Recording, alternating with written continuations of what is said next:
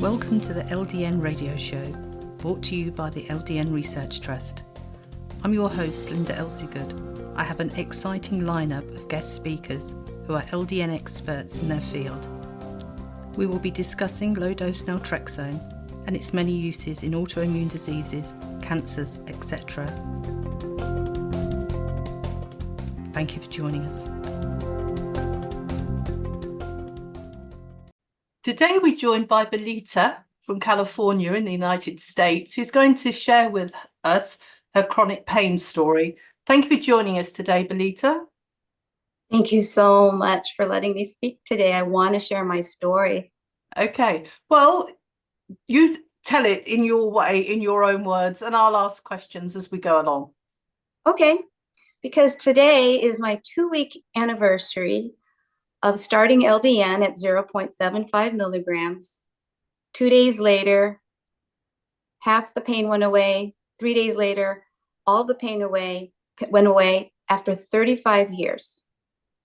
Oh, wow. I feel like I'm in my 20s because that's how old I was in my 20s. I have a lot more energy. I'm just waiting for my gray hair to turn black, and I will declare LDN the fountain of youth. So this is amazing, and I want to share this with so many people. I know everybody's experience is going to be different, but I'm a retired physician. I was a pediatrician for many years. In fact, 2 months after I finished my pediatric residency, I slipped a disc in my back, and I've been in chronic pain ever since then. My first month of private practice, unbelievable, lying down in between patients because of pain. And at that time, they discovered that not only did I slip a disc in my back, but that I had an abnormality in my spine, which is called spondylolisthesis. And this was in the late 80s. It was actually the same time a very famous singer, Gloria Estefan, broke her back. And they wanted to put rods in my back, just like the musician did. And at that time, if you put rods in your back, you had to be on bed rest for a year and had multiple blood transfusions, which were just beginning to be screened for HIV. So I said, pass on the rod. I'll see if I can live with it. I lived with it for 35 years. Goodness. Yeah, but I did have the disc repaired.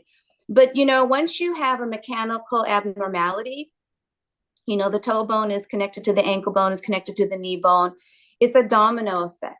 So over the 35 years, I never did get the rods. Over the 35 years, my facet joints in my lower back got involved. My hip joints got involved. It was just a deterioration of my entire musculoskeletal system just because everything is connected to each other. In the last 2 years, everything grew much worse because hard as I tried, I did get a COVID infection, which inflamed everything to the 11th level. And I ended up being on a walker, all kinds of walker, all kinds of canes. And I didn't realize how much use of the walkers I really leaned on it, because then it injured my elbows, my wrists, and my thumbs. So I used to say, I'm good from the head up to all my doctors. And because I'm hypersensitive to medications, I have not been able to take NSAIDs, which would have been wonderful. But I would get gastritis and ulcers. Of course, I couldn't take aspirin. And also because I've had 2 heart attacks caused by SCAT, which is short for spontaneous coronary artery dissection. It's the most common cause of heart attacks in women under the age of 50, healthy women, usually postpartum after working out or possibly related to hormones.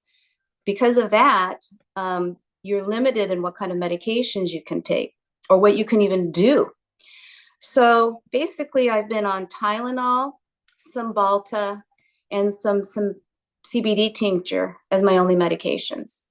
And I've had literally everything done to help with pain. I've had steroid injections. I've had experimental injections with platelet plasma injections. I've had acupuncture. I've done meditation, mindfulness, all kinds of physical therapy, including TENS, trigger point massage. I've had spinal nerve blocks. And I recently have had radio frequency ablations. I'm sitting right next to my far infrared sauna. This entire house has far infrared belts, lamps. I've had everything done. And so a couple of weeks ago, when I went in for my annual physical, which is at UC Davis, my PMD talked about COVID infections with me. I'm a physician, so we talk shop. And she had mentioned LDN to me, and I said, say what? Because I'm familiar with naltrexone. And she was telling me how LDN was really wonderful for all her patients. She said the outcomes she's seen with her long COVID patients have been amazing. You know, that came from sending her patients to Stanford as well, where they also use LDN. And I was thinking about it. And so just by coincidence, a few days later, I had a video appointment with my pain management doctor. And I told her that, you know, between my hip and my back and getting this injection there and that injection there and that procedure there and that procedure there, I said, could I try this LDN? And she's like, oh. And she looked at my medication list because, of course, certain medications can cause problems if you start taking LDN. And luckily for me, I was on extremely low doses of a blood pressure medication and a cholesterol lower medication, which I don't really have to have. But she said, that's low enough that we can go ahead and try it. You know, we just have to watch for the side effects from those medications. And so, you know, she, you know, called the prescription and over to, we use Belmar. I think you might be familiar with Belmar Pharmacy in Colorado. That's who they contract with. I got it right away. And like I said, I took it Wednesday night, 2 weeks ago. She told me, you know, if you have some side effects, it'll go away. And oddly enough, the side effect I had, which I had to look up, is possible, was polydipsia, which is thirst. I felt like a camel. I couldn't drink enough water. I was constantly, I'm like, what? And then, you know, when you drink, then the other end. So I was up all night drinking and peeing, sorry. But it lasted like 48 hours.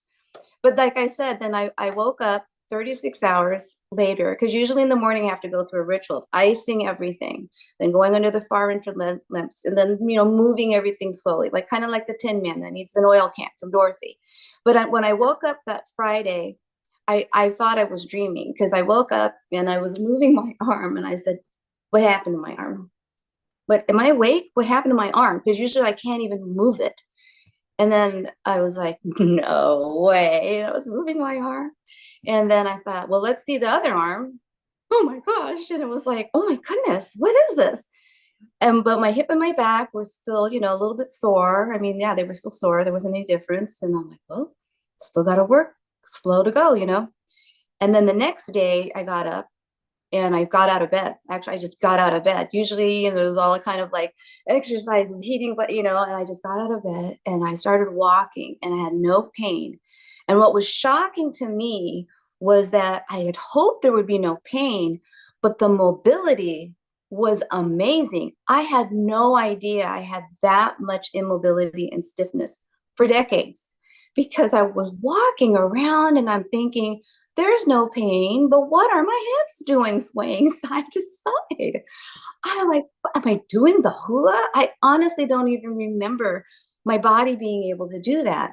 One of the hardest things for me to do in the last few years was even getting in and out of the driver's seat of the car. So I went over to my car because I can't lift my right leg. You know, I have to use both my hands to lift my right leg to get into the driver's seat. And, you know, I was a little nervous and I said, don't use your hands. And I was waiting for the pain and nothing happened. I got in the car. Then I got out of the car. Then I got in the car. Then I got out of the car. Then I got in the car. I'm like, pinch me. What happened here? My hands and wrists and elbows used to be so painful I couldn't open a Ziploc bag. So that was next. Open and close, open and close, open and close. I gave me my life back. I just can't get over it. And as a physician and a scientist, you know, I read all about it and I'm amazed and so grateful that this has come about and that it's helped so many people. And that's why I wanted to do this, because, You know, I'm a spokesperson, I'm a patient advocate, and I've been telling so many people about it. I've told all my physicians about it because many physicians aren't even aware of it and they want to know more about it. You know, I attended your seminar last Tuesday, which I thought was phenomenal, and shared it with everybody. And the work that you guys do is just amazing, amazing, because I was hoping to find more information about it, and you guys are it. There isn't anything you guys haven't covered in the media, in education, and assistance, and in all that. It's helped me, and so I'm hoping to help other people with this video, especially because with SCAD survivors, and there are survivors, I'm one of them. There can be a recurrence, and the thing is, I would say almost all of them, but I certainly was. Once you've had a dissection and a heart attack, it's different than regular heart attacks. We have clean arteries, most of us, but there's a lot of pain for, you know, you're constantly in pain. And I did see that LDN helps with anginal pain that's refractory to other medications. And I actually talked about this with my cardiologist. Dr. Tweet is the SCAT expert at the Mayo Clinic in the country. And she's never had a SCAT patient on LDN. I'm it. And I'm like, oh my gosh, you know, I want to add SCAT to your list of autoimmune inflammatory disorders so bad, because I want to prevent a third SCAT in me and in everybody else that's a SCAT survivor. This is just amazing. You know, I'm so grateful that you guys are putting the word out and that you're continuing to do the research. I totally support that. And you know, I don't want to give everybody false hope that in 36 hours they'll be doing the hula, but happened to me, and I do know from watching that wonderful seminar on Tuesday, if you just be patient. I mean, what's another 6 months, 90 days after 30 years? If you can just be patient, just go slower, start lower, you'll get there, at least, you know, as an added, you know, pain relief to what you're already taking. It means everything just to try it, you know, because I've read so many people. It's really sad. I read so many people, I don't know who's guiding them. So many people say, yeah, I tried it after a few days, nothing happened.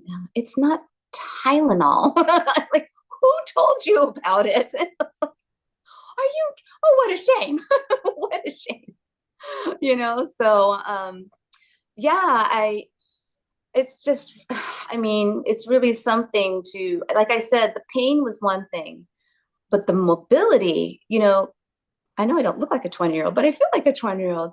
I can't believe how much my body is moving. And I do, you know, it reminded me of when, you know, and I think this is why years ago I injured my shoulder.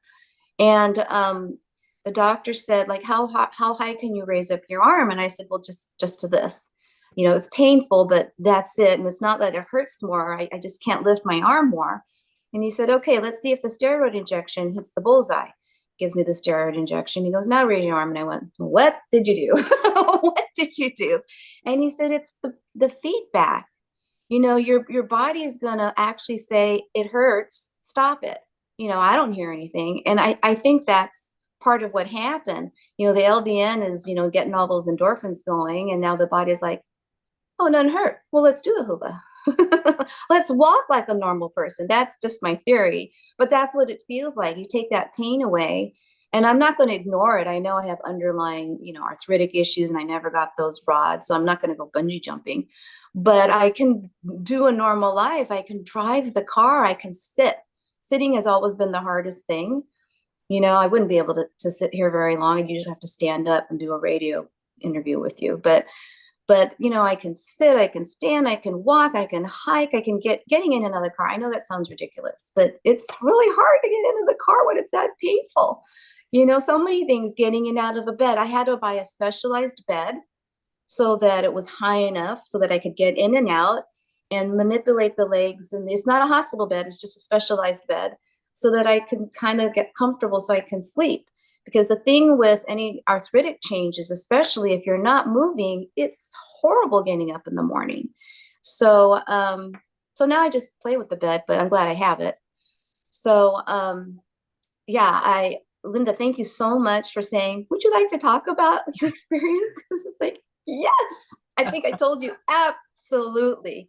Absolutely. Because if I can help just one person who watches this video, it means the world to me. So thank you, Linda. Thank you so much. Well, I mean, 35 years is such a long time to be in pain. Were you taking any opiate pain medication during that time? No, no, because I am really hypersensitive to medications. So anything they would try to give me, I had very severe side effects. I would start throwing up. I would get nauseous. It would trigger vertigo and then a vestibular migraine. My doctors were always like, "Oh my God, what can we do with you? What can we do with you?" Yeah, no. I mean, I don't even know if I had any with any of those surgeries. If they did, it was just during surgery. But and anytime they tried to give me something to take home, the last major surgery I had was in 2020, just before the pandemic hit. And I had three titanium, excuse me, I had three titanium rods placed in my SI joint because it's sort of like a cracked plate and it was moving enough that it was causing a lot of pain and wreaking havoc with the rest of my body. So it's kind of a new procedure, not anymore, but it's called iFuse. And so they put three titanium rods in there. And of course they sent me home with some, pain medications, but I couldn't take it because it made me so sick. And all I could do was I did have some CBD tincture, and that's what helped me get through. The CBD tincture was prescribed and managed for me by Dr. Hergenrather, who I happened to live in Santa Rosa at the time, and he's the national expert on CBD. So it was finely tuned for me. That was the only thing that helped me through those horrific. I mean, that's pretty major surgery. It was pretty horrific. But no, no, not. And I never drank alcohol. Asians, I don't know if you know, we're very sensitive to alcohol. I mean, I think that's part of it too. I'm Filipino. And so I think most anesthesiologists know that there's some kind of genetic component. We're extremely sensitive to medications. Whenever I've had to start medications, I'm on pediatric doses. That's why even though the LDN was prescribed at 1.5, they go 1.5, let's start with that. And luckily they came scored because I know me. I'm like, I'll try half first. And if I get problems, I'm going to cut that even more. But like I said, when I started drinking a lot, I thought, well, I told the doctor and she goes, it'll go away. Yeah, she's right. It went away. So it's been, I think I'm just going to stay at 0.75. And then with the webinar on Tuesday, that's when I realized that I was waking up from that endorphin rush, which maybe that'll go away. But it seems to work really great for me taking it in the morning. It's phenomenal to me that it's that flexible. Pretty much, night would be great, but you can take it in the morning 3 times a day, 4 times a day. Your wonderful pharmacologist said QID would be great, but we can't get compliance there. And I go, well, that's right here. I'm the most compliant person, but I don't think I'm even going to get to that. I think this is where I'm going to be. So, long answer. No opioids. Well, where I was going with this was that with you being so ultra sensitive, did you find 0.75 was the right dose to start with? But you have now told me your doctor initially said 1.5, which I think you're absolutely right. If you're sensitive to drugs, and people are still sensitive to LDN, even though it's a small dose, it's still a drug. You can't get away from that. I mean, we find mainly people with fibromyalgia or chronic fatigue, they're the people that normally are ultra sensitive to LDN. Mm-hmm. But if you're ultra sensitive to all drugs, you would still come under that category of being ultra sensitive. So I think you may have had not such a good experience had you have started on 1.5. Yes. I've had enough experience with literally every single doctor saying, this is the lowest dose. I know you're sensitive. This is where we're going to start. And without fail, I would have horrific side effects. So in the last few years, I learned to do half of that. And I saw there's, ultra low dose treatment too. So that I thought, let me go with half, because I would know right away, because I'm so sensitive, I would know right away how bad things would get. I was really thirsty. I'm a doctor, so I check my blood sugar just to make sure I didn't become diabetic by coincidence. But the LDN is going to help with the insulin resistance. But no, I mean 48 hours. Well, I've never drank so much in my life. Although I was thinking, I do need to drink more, but not all night long. It's like all night. Yeah, yeah.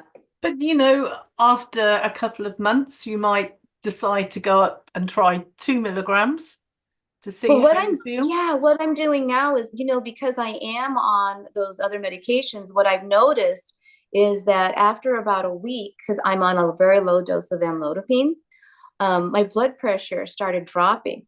And that's what my cardiologist, she said, I told her about that. And she said, they both are metabolized in the liver. So you're going to need to wean off that. I wouldn't be surprised if you're going to actually come off of that. And so I'm in the process. I'm kind of like being very careful with when I go up on the LDN because I'm going to wean down on that amlodipine. And then I read many people with fibromyalgia. I mean, I didn't have that, but I saw that a lot of people in fibromyalgia are on Cymbalta, and then when the LDN helps them, they transfer over. And then I realized that's why I was put on the Cymbalta, was for chronic pain, although I didn't have fibromyalgia. But it's also SNRI. It's a norepinephrine reuptake inhibitor. And I noticed that it's also metabolized in the liver. I never really thought about that. And so I noticed that my blood pressure may have been high that whole time that, I was on that Cymbalta. So I'm starting to like wean that down, and, I'm kind of like being really careful. And once I get down lower, because if I'm concerned that if I take a second LDN, which I think it would be easier for me to just do it BID at least morning and evening, morning and evening. I don't want my blood pressure to drop because literally my blood pressure was like 140, 150 over like the high 80s. And 2 days later, it dropped to 110 over 70. And I don't want to get up and fall over. So, I mean, it's that dramatic. I'm like, oh, we're competing in the liver. So I got to be careful. But I think, I think that's about right. In a couple of months, I think I will be down off of all those medications actually. And then I feel like it would be a more even, like it was every 12, or at least twice a day. Because it's so short acting, I would like to have it more evenly spread apart. Yeah, I think so. Who knows? Stay tuned. I'm flexible. Yeah.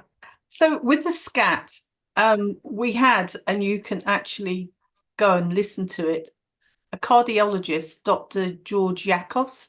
He's of Greek origin, and he's in America too. And he did a fantastic presentation on cardiology and inflammation in the heart, etc., etc. And it was a fantastic webinar, which is on our website. So that's something you might be interested in. So this SCAT, not knowing anything about it, never heard of it before, is that caused or one of the elements being high inflammation? Well, so there's two categories of causes. One is we don't know yet because that's where the research is, and I'm on the SCAD registry because they're following me. The other part is known is that there's hereditary fibro FMD, and so when someone does have a SCAD, they basically get a CAT scan of their whole body looking for these unusual blood vessels which look like they're bumpy, and then that's the reason why. In other cases, and again, it's mostly women. I mean, there are men, and it's been striking to me how some people since the pandemic began, who had never had any cardiac issues before, had a spontaneous coronary artery dissection after they got COVID. And so that's so new. They're still researching that. What they have so far is they know that especially the postpartum women, which to me is heartbreaking. Women, they just had their baby, and anytime between the birth to like a month to 2 months later, they have this event, and it's devastating. And I used to think it had to do with all the pressure pushing down, pushing out the baby, just because I've also seen and I know that weightlifters, women who are weightlifters. And, depending on the cardiologist, is a restriction for SCAD patients on how much you can lift. But I know that in my case, I was 50. I definitely did not give birth. I was only 50, but it was through the menopausal period, which is very common. So there's some kind of hormonal association, but so that's all still in the works. But when I came across this LDN and I was working with cardiac patients, I posed that to Dr. Tweet, and I said, because I know that a lot of patients, I don't know if it would be the majority of them, but myself, we have curly coronary arteries. I mean, it's just as curly as my hair. And so that's completely different than, normal people. And so they're, that and high blood pressure just unzips. That's what I like to say. These are unzipping the arteries because the heart's fine. Actually, the arteries are fine. They're just curly looking, or unless you have FMD. So I asked her, I said, if this was inflammatory, gosh, the LDN would be really something because it's so anti-inflammatory. So often, and like in my case, there's a preceding stress event, so or chronic stress. And so I feel like in my case, there's chronic stress, there's chronic inflammation. You feel like this artery is already kind of curly. It just can take so much, and that inflammation, cardiac disease is kind of like all inflammatory anyway. And then boom, unzip. So I'm really hopeful. I'm really hopeful that this is going to make a difference, because they can tell, they could check family members. They know who has FMD. They could look for that. I know Tuesday they were talking about, that pharmacologist was talking about, it should be in our water, but, preventive use of LDN. That would be phenomenal to have, pick up patients with FMD and make sure they never have the SCAT ever if you put them on LDN. I mean, this just like goes beyond this. This is exponential where this LDN could reach, So, like I said, I've had 2. I don't really want to have 3. I don't think 3 is a charm. I feel like 3 strikes, you're out. And then the thing is, the only thing you can do is you got to keep your blood pressure down. And with this LDN, going through the liver and, decreasing my blood pressure, because it's just a win, win, win, win, Linda. I'm telling everybody, look, it's not going to cure anything, but if it decreases this inflammation that if it decreases the pain, if it just does all this, it's just going to help everything, because what if 100 years from now, it turns out that absolutely every disease we have is either hereditary or inflammatory? There you go. What can you do about genes? But, so, yeah, because I'm a SCAT advocate. I meet so many paramedics, I meet so many doctors. I tell them about that. And now I have 2 handouts, SCAT and LDN. Everywhere I go. Do you know about LDN? So yeah, and when I was supposed to have a follow-up appointment with my PMR, my pain, my physical medicine rehab therapist who did the platelet-rich plasma injection, and I couldn't wait for my follow-up visit. I just told her, and she's like, "Oh my gosh, we have so many patients that just we can't help them enough, and we're starting to look at LDN." And I'm like, "Oh, please do." Please do. I shared with her all my notes from Tuesday. I go, and this is just from Tuesday. Yeah. Yeah. Mm-hmm. That's amazing. Yes. Well, how about next year, this time we do another interview and see a follow-up to see where you are. I'd love that. That would be amazing. Oh, I love that. Oh, because my hope is this is going to mean something to the SCAD population. And I've reached out to so many people I know that have lupus and multiple sclerosis, and yeah, I'd like to be able to share their stories too. Hopefully, I'd love to do that, Linda. Absolutely. Good. Can we make it Valentine's Day? It'll be a date. Okay. Yes. Let's do that. But it was funny when you were saying about the car. I have MS, and I was too ill to drive. But sitting in the passenger seat, and of course we sit on the opposite side than you do, and it was my left-hand side that was completely numb, pins and needles. So okay. I could get my bottom in the car. I've already got my right leg in, and my left leg, I used to say, "Come on, lift." lift. Yeah. It wasn't painful, but the message wasn't getting through. Right. And I used Right. to have to put, probably like you did, both hands underneath Yep. my knee and lift my leg in. And that Absolutely. was, to me, such a big deal, getting in the car and saying to my leg, lift, and it just lifted. Oh my So God.